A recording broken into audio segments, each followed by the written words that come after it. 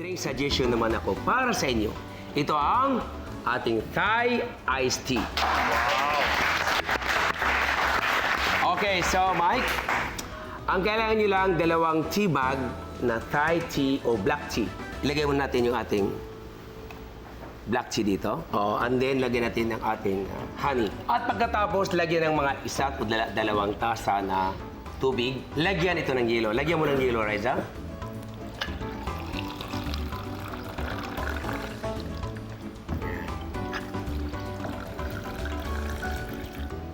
Alright.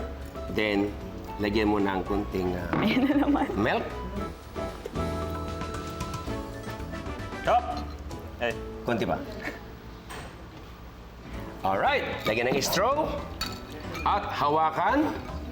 Okay. Mike? Okay, cheers! cheers! Cheers! Yes! Yay! May secret akong isi-share sa inyo.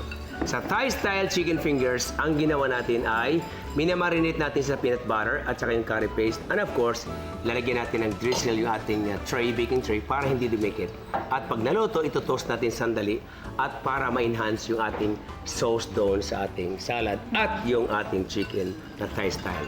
Alright! Yung ating magic chili garlic prawns, importante doon, pag nag-saute tayo noon yung butter, huwag masyadong overheat yung ating frying pan para hindi siya mapait at nakakasira ng ating tiyan. Maraming salamat kina Raisa at Mike. Thank you rin po.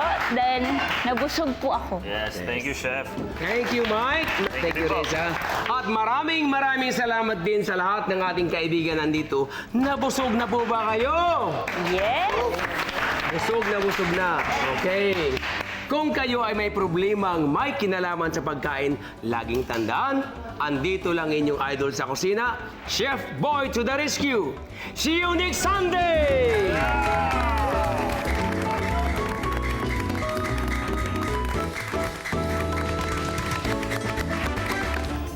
Idol sa Kusina would like to thank Best Term International Corporation, your one-stop shop for all your food service equipment needs. Tefal, Princess Appliances, Oxo Good Grips, Jecom's Enterprises, Savers Appliance Depot, Multimac Gomeco, Destiny Paint.